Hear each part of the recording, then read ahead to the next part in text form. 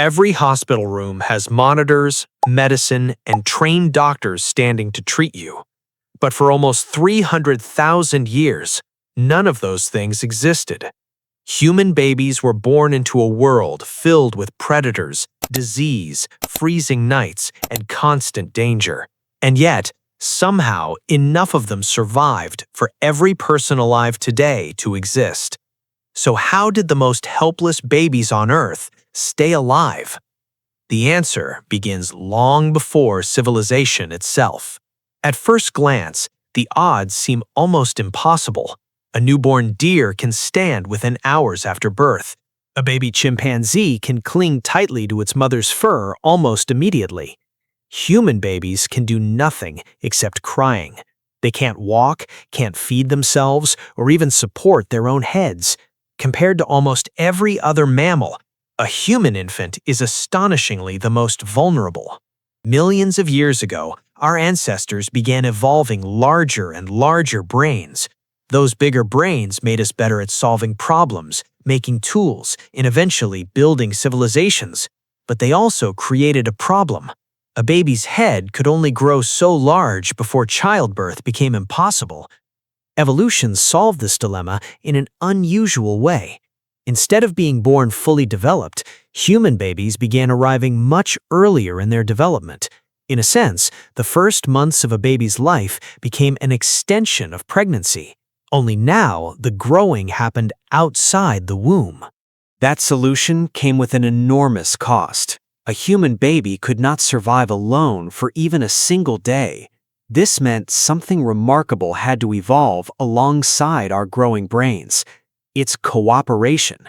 Anthropologists often describe humans as cooperative breeders. Unlike most mammals, raising a child wasn't just the mother's responsibility. Fathers, grandparents, older siblings, aunts, uncles, and even unrelated members of the group all helped each other protect, feed, carry, and care for their young children. In many hunter-gatherer societies studied today, babies spend far more time being held than modern infants do. Someone is almost always carrying them. This constant contact keeps them warm, protects them from danger, and strengthens the bond between caregivers and child. Even feeding was a community effort. If a mother became sick or died, another nursing woman could often breastfeed the child. This practice, known as allonursing, has been documented in many traditional societies and greatly increased an infant's chance of survival. And then there was fire. Long before electric lights or heated homes, fire transformed the night into a place of safety. It kept predators at a safe distance, provided warmth during cold evenings, and created a secure place where families could gather while children remained protected inside the circle of light. But perhaps the greatest survival tool wasn't fire, weapons, or intelligence. It was love and affection. Not love as we describe it today, but the deep emotional bonds that encouraged adults to invest years caring for children who could give nothing back. Evolution rewarded those bonds because every protected child carried the future of the group.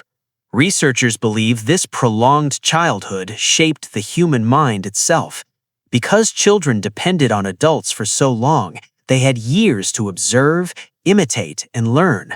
Language, culture, cooperation, and knowledge could now be passed from one generation to the next with far greater depth than any other animal could. In other words, our weakness became our greatest strength. The helpless baby wasn't a flaw in human evolution.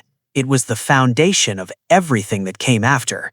Every invention, every city, every work of art, every scientific discovery can be traced back to countless generations of adults who chose to protect their young children long before those children could contribute anything in return. The next time you see a newborn, it's easy to notice how fragile they seem, but that fragility tells one of evolution's greatest success stories. Because ancient humans didn't keep their babies alive by being stronger than nature. They survived by doing something far more powerful. They survived by taking care of each other. And this will go on forever, until AI don't replace the caring ones.